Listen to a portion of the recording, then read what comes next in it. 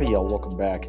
Today we are working on the fourth and final practice test that I'll be posting for the foreseeable future.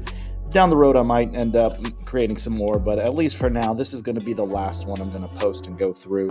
I think if you go through all four of these practice tests, that should be more than enough practice for you to be able to be successful in the TSI. So make sure, just like all the other practice tests that I post, that you try these problems on your own first, and then come back to the video and check to see if you're getting them right. And if you're not, try to figure out why.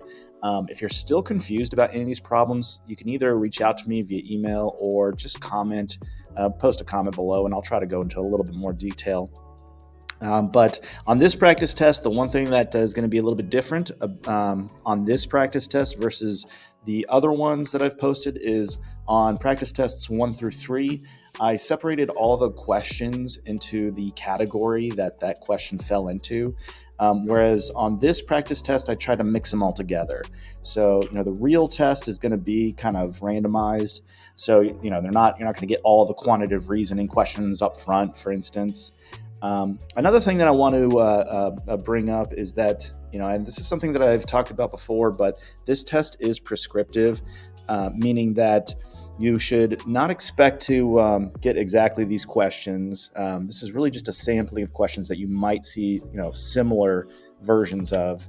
But depending on how well you do, they're going to change up the questions on you. So everyone will have a different experience based on what questions they get right and wrong.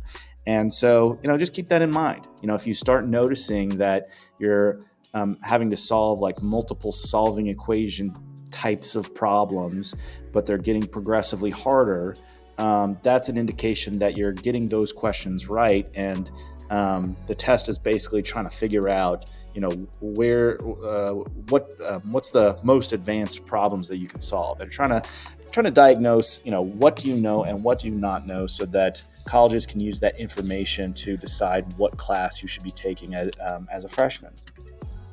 So anyway, let's get into the problems here, and we'll get started with number 1. It says the table shows the number of members of a local chess club who attended each of the 3 monthly meetings of the club last summer.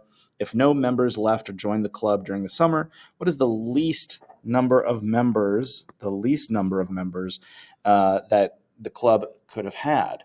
So we've got this club, and it's got some unknown number of members, but what we do know is that nobody leaves the club and nobody joins the club during this time.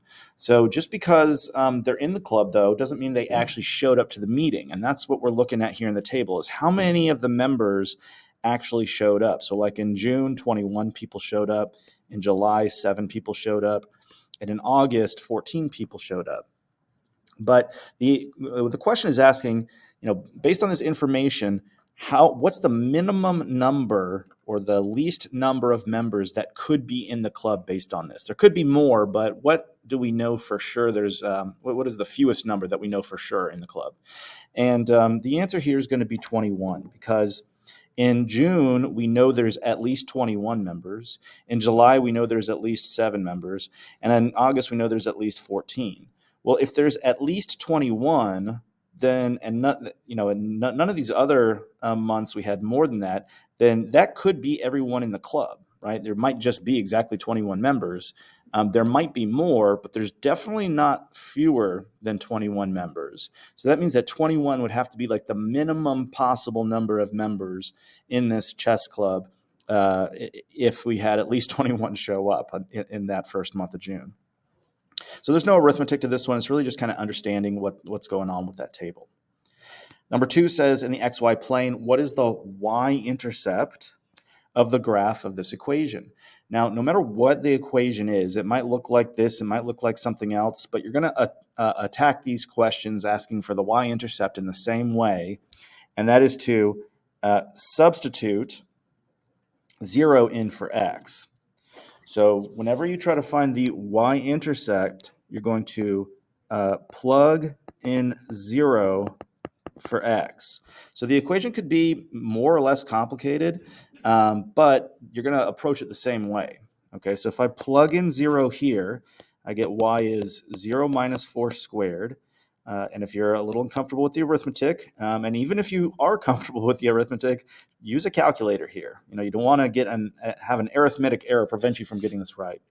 So 0 minus 4 is negative 4, and negative 4 squared is 16. So our answer is D. Number 3 says Brian wants to retile his bathroom floor. He does not need to tile underneath the bathtub. According to the drawing below, what's the area of the bathroom floor that needs to be retiled? So we're really just trying to retile, let me use a different color here, this room everywhere except where the bathtub is. So all this space that I'm highlighting here.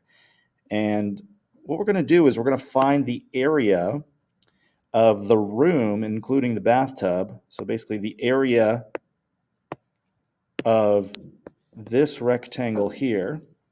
And we're going to subtract out the area of the small rectangle here. Okay, we're going to take away that area since we don't need to retile that, that part of the floor. So we need to set up an equation here that area, the total area that we need to retile, is going to be the area of the room minus the area of the bathtub.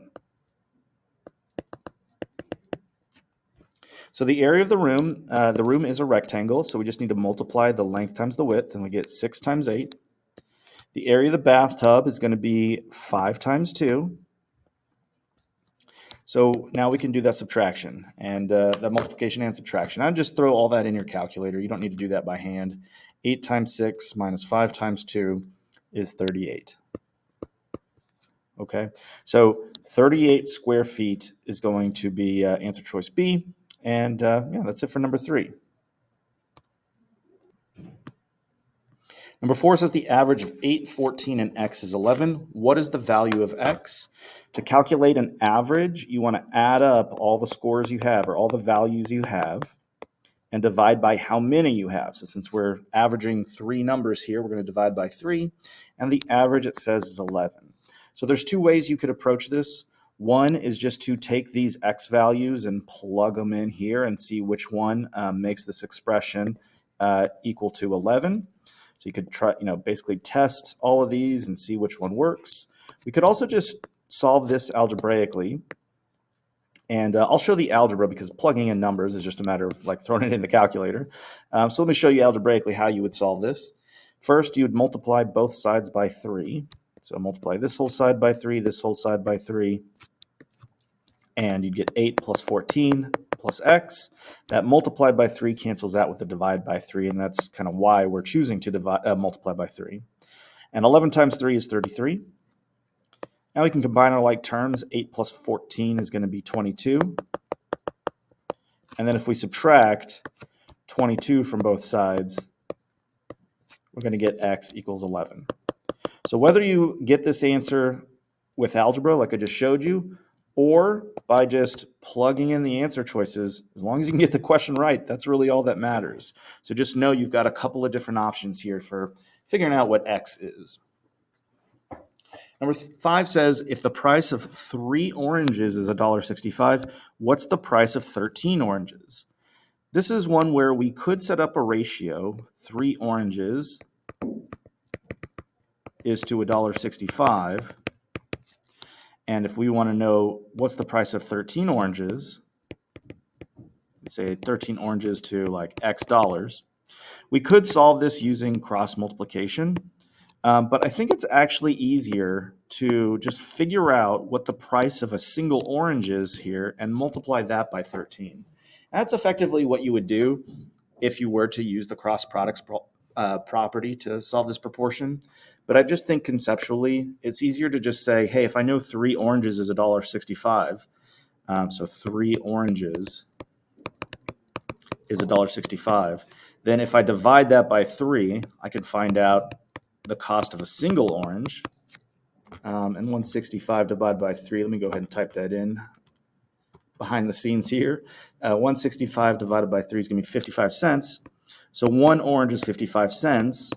And so if 1 orange is 55 cents, I can just multiply that by 13 to find the cost of 13 oranges. So 55 cents times 13 would be $7.15. So our answer is A. I think going about doing it this way is easier, but if you're really comfortable setting up proportions and solving them using cross products, then you can do that as well. There's two different ways that you could tackle this problem. Number 6 says x minus 1 is a factor of which of the following? So to factor a quadratic when the a value is 1, what we need to do is find two numbers that multiply to give you the constant and that add up to give you the linear coefficient. Now, if you don't see a linear coefficient, like in this first one, you assume it to be 1. So in that first expression, we're looking for two numbers that multiply to give me negative 2. So like, let me write it like this. Two numbers that multiply to equal negative 2 and add up to equal 1. And so you got to think about what these could be. Hopefully, it doesn't take you too long to realize that the two numbers here are going to be 2 and negative 1. 2 times negative 1 is negative 2, and 2 plus negative 1 is positive 1. So because 2 and negative 1 are the two numbers that make this happen, we know that the factored form of this first trinomial is going to be x plus 2 and x minus 1, where the 2 and the 1 are coming from these numbers that we found here. Now we're going to factor the second one in basically the same way. We need two numbers that multiply together to give me the constant, which is negative 3. And those same two numbers need to add up to positive 2, that linear coefficient. So once again, it might take a few minutes to kind of come up with these numbers. It might take a little guess and check. Take your time though, because remember the TSI is not timed. So this could take like 5-10 minutes, and that's fine. Like, don't rush through it. Just keep thinking and testing numbers until you can find a combination that works. And a combination that works here is going to be 3 and negative 1. 3 times negative 1 is negative 3. 3 plus negative 1 is 2. So the factors of this quadratic are going to be x plus 3 and x minus 1. So the question is asking whether or not x minus 1 is a factor of either of these. And we can see pretty clearly here that x minus 1 is a factor of both of them. So our answer is D. Number 7 says a square has an area of 81 inches. So if I sketch out the square and I label it as 81 inches squared, the question is asking what's the perimeter? So we want to add up all the side lengths, but they don't actually give us the side lengths, so we got to figure out what the side lengths are. Now on a square, just like a rectangle, the area is calculated by multiplying the length times the width, right? The two dimensions, maybe you call it base and height, but you multiply those two dimensions together. Now, because it's a square, though, we know all the sides are the same. So like the length is equal to the width. And so another way of coming up with this area formula, since length and width are the same, is just to say we want to square the side. That's actually why this exponent is called squared, because it gives you the area of a square. So the side is going to be the number squared that is 81. And so 9 squared is 81. So we know all the sides have got to be 9. 9 times 9 is 81, so that all checks out.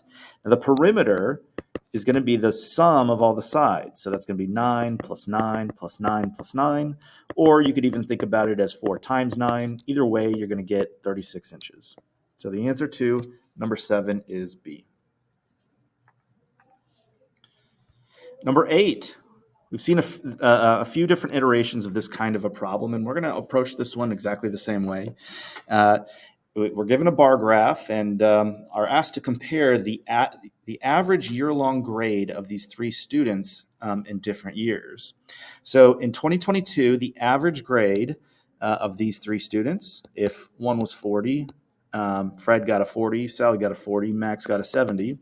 The average is going to be the sum of these three, so we're going to add up 70 plus 40 plus 40 and divide by 3. Okay, that's going to give us the average year-long grade of each of the three students. So 40 plus 40 plus 70 is 150, and 150 divided by 3 is 50. So this is the average year-long grade. So in 2022 it was a 50. In 2023, we're going to average 20, 60, and 40. So 20, 60, and 40 is going to add up to 120, and 120 divided by 3 is 40. In 2024, the grades were 30, 50, and 40. So if we add those up, 30 and 50 and 40, we get 120 again. So divide by 3, we get the same year-long average of 40. And in 2025, looks like we made some decent progress here. The year-long grades were 50, 60, and 70. Adding those three grades together will give us 180, and 180 divided by 3 is 60. So here now we have all the average year-long grades for each of these years. So we can read through the answer choices and just pick the one that is true. A says the average year-long grade of the three students in 2025 was 60. And we can see, as long as we made that calculation correct, that's going to be our answer. If we go through the other answer choices, which I highly recommend you do, just to make sure we didn't make a mistake, well, let's just go ahead and do that. So in 2022, it says it was 60. We can see pretty clearly in 2022 that that is not the case, so we know it's not B. In 2023, for choice C, it says that the year-long average was 50. We can see that's not the case here, so C is definitely not correct. And D says the average in 2024 was greater than the average in 2023. Those two averages were the same, so one is not greater than the other. So for sure, the answer is A. Number 9 says there are exactly 20 markers in a box. So we start with 20 markers in this box, and we're going to remove X markers. So we're going to subtract X markers from that box. And the question is asking, which of these expressions represents the number of markers left in the box? Well, there's not really much to expand on here. We've already written the expression, so the answer is D.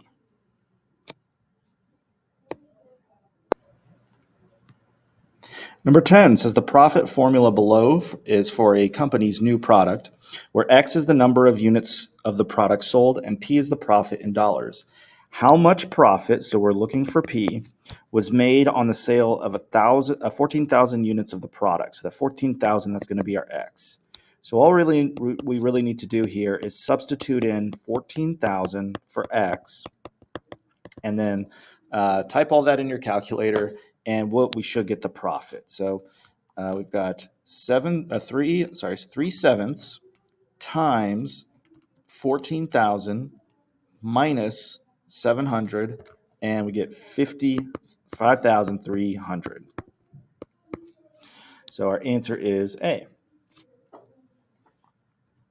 Number 11 says Larry has a square porch with sides of length 9 feet. So let me sketch that out. Here's his porch. Each side is 9 feet. It says he plans to enlarge it to a rectangular porch by increasing the length by 3 feet and the width by 2 feet. So now we've got a bigger porch, okay, where what was it? Let me reread this. Increasing the length by 3 feet. So the length, instead of being 9, is going to be 12, and the width is being increased by 2 feet. So instead of being 9, it's 11. It says, how much bigger in square feet will the new porch be compared to the old porch? So let's just calculate the areas of the two porches. The old square porch would be 9 times 9, which is 81 square feet. And then the new rectangular porch would be 11 times 12. 11 times 12, just double checking here, is 132. So if it's looking for how much bigger is the new one, we need to find the difference between the two areas. So 132 minus 81 should give us our answer. Hopefully that's one of the answer choices, and yeah, it's 51. So our answer is D. Number 12 says the distance that Ken ran for each of 5 days is shown in the table. What is the average distance that he ran per day? So to calculate average, we're going to add up all the values we have and divide by how many of those data points there are. So there's 5 of them. right? 1, 2, 3, 4, 5. And so this is, again, just something we're going to put in the calculator. 6 plus 3 plus 6 plus 5 plus 4 is 24, and 24 divided by 5 is 4.8. So Ken, on average, ran 4.8 miles during the week, per day. Number 13 says Pam bought 5 gadgets. Chris bought 4 gadgets and an $18 bag. Together, Pam and Chris spent $63. If each gadget cost the same amount, how much did each gadget cost? So if Pam bought, we have 5 gadgets plus Chris's 4 gadgets and an $18 bag. The total cost was $63. So we just need to solve this equation for G. Now, we are solving an equation here, so we can use the strategy of testing the answer choices and just basically plugging in each of these answer choices into the variable and seeing which one actually adds up to $63. But the algebra is not too bad here, so I'm actually just going to go with the algebraic technique. So we have 5G plus 4G, that's 9G. So 9G plus 18 equals 63. Then we want to use our properties of equality, specifically the subtraction one. We're going to subtract 18 from both sides. That'll give me 9G equals 60. Let's see, 63 minus 18 is 45. And I'm kind of running out of room here, so I'll continue that up here. 9 times G equals 45. And so the last step is going to be to divide both sides by 9. And G is 45 divided by 9. So the cost of a gadget is $5. So our answer is D.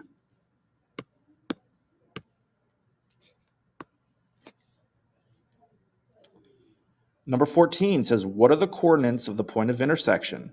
Now, this is solving a system which can be kind of challenging. I'm actually going to go through the algebra because this one is really not too bad as far as systems of equations go. But really another way that you could test this is just to plug in x and y into both of these equations and find which one's true. Like, for instance, if I plug in 2 into x and 5 into y, I get a statement that says 5 equals 2 plus 5. Like, obviously that's not true because 5 is not 7, so we know the answer can't be A.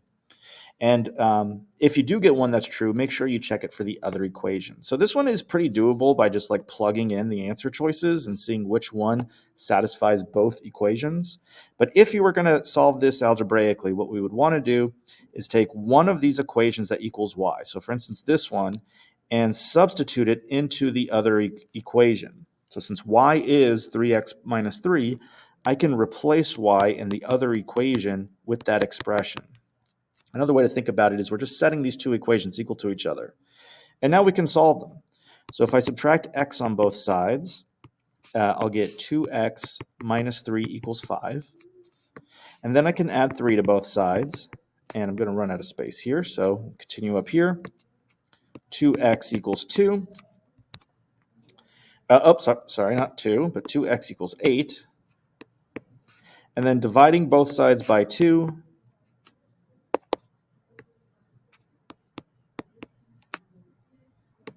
will give me x equals 4. So because all the x values are different here, none of the x values over here in our answer choices are the same. So the only possible answer here is C. But let's say the answer choices were like 4, 1, 4, 2, 4, 9, and so forth. We'd want to double check and make sure the y coordinate is good. So what we can do is just take that x value and plug it into either one of these two equations. Doesn't matter which one. You should get the same answer for both if everything is going correctly.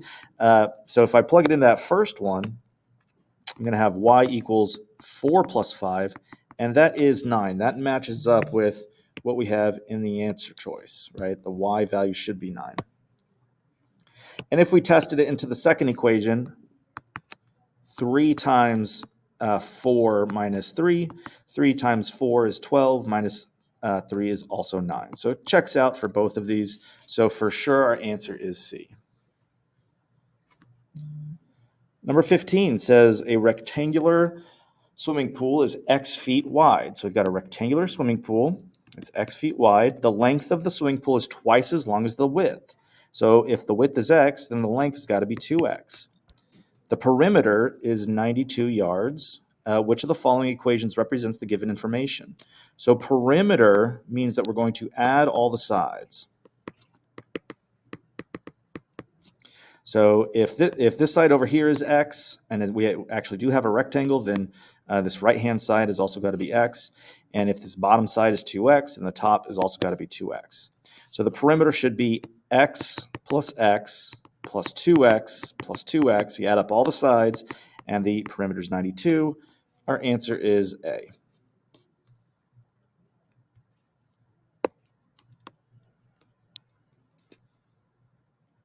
Number 16 says the table below gives the temperature in degrees Fahrenheit for 5 rivers last Monday. If the median of the 5 temperatures was 68 degrees, which of the following could have been the temperature for River C last Friday? So median means the middle number. So if I put all these numbers in order, except for x, obviously, because we don't know what that is, the lowest temperature is 52. Okay, and then the next one is 68. The next one's 73, and then we have 76. So this problem is saying the median is 68. So right here, here's the median.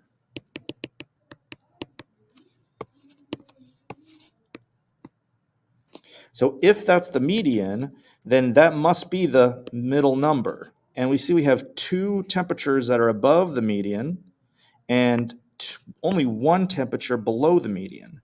So if 68 truly is the median, then we're going to need another temperature that's below the median. It doesn't necessarily have to be below 52, but it has to be below 68. And the only answer choice here that's below 68 is choice A, 65 degrees. So River C could be 65 degrees. There could be other right answers too. Really, any number that would be below 68 would be correct, but this is the only number that happens to be below that number. Number 17 says Vince traveled 6.8 miles in 1.2 hours. At the same rate, which of the following is closest to the time it will take for him to travel 20 miles? So we want to set up a proportion here. 6.8 miles can be traveled in 1.2 hours. So if we're going to travel 20 miles, how long is that going to take? Now, if you've watched the other videos, you've seen plenty of problems where we solve using the cross products property, but basically we want to multiply 6.8 times x and set that equal to 20 times 1.2.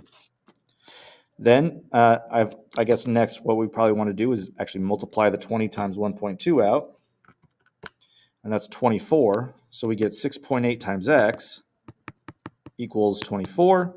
And then lastly, we want to divide both sides by 6.8. So x would be 24 divided by 6.8. And if you do that, you'll see in the calculator you get kind of a long decimal. It's like 3.52941, so on. But this question is saying, which is closest to the time? So which one's the closest to this value? And that's going to be B, 3.5 hours. Number 18 has this long equation, and we're trying to solve for x. So the first step is going to be to use the distributive property.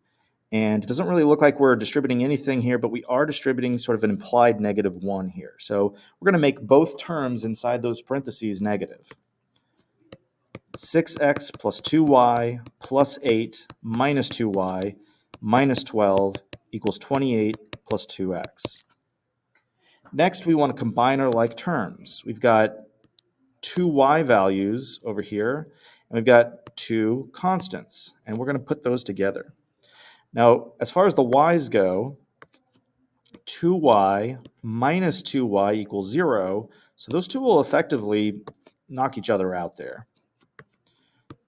6x, and now 8 minus 12 is going to be -4. So we have 6x minus 4 equals 28 plus 2x. Then I'm going to subtract 2x from both sides. So I'll have 4x minus 4 equals 28. Then I need to add 4 to both sides. I get 4x equals 32. And then finally, I'll divide 4 on both sides to get my final answer here. 32 divided by 4 is 8.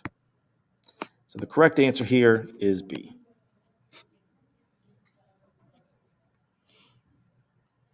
Number 19 says the formula for the perimeter of a rectangle with length L and W and width W is given below. If a rectangle has a perimeter of 38, what could be the length and the width? So there's going to be infinitely many solutions to this problem, but since it's multiple choice, we can only pick the one that actually would be potentially a solution. So if the perimeter is 38, that means twice the sum of the length and the width is 38. So that means like this number right here, whatever these add up to, has got to be 19 because 2 times 19 is 38. So yeah, if 38 is twice the sum of the length and width, then 19 is the sum of the length and width. And so what we want to do is go through the answer choices and see which one gives us a sum of 19. Okay, well, answer choice A, 16 plus 16 is 32. That's not 19. For answer choice B, 30 plus 8, clearly that is not going to be 19 either. 8 plus 7 is only 15, so that's not good. And then finally we got 10 plus 9.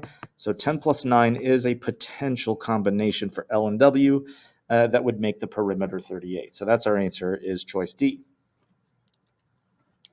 All right, the last problem on our last practice TSI test. It says the circle graph gives the distribution of salad dressing chosen by customers at a restaurant. If approximately 300 customers order salad each day at the restaurant, which of the following is closest to the difference, so we're going to subtract, per day between the number who chose blue cheese and the number who chose French dressing? So what we need to do is find out how many people actually ordered each of those two dressings and subtract them. Now, the way we can figure out exactly how many people chose each of these different dressings is by multiplying the percent by the total amount.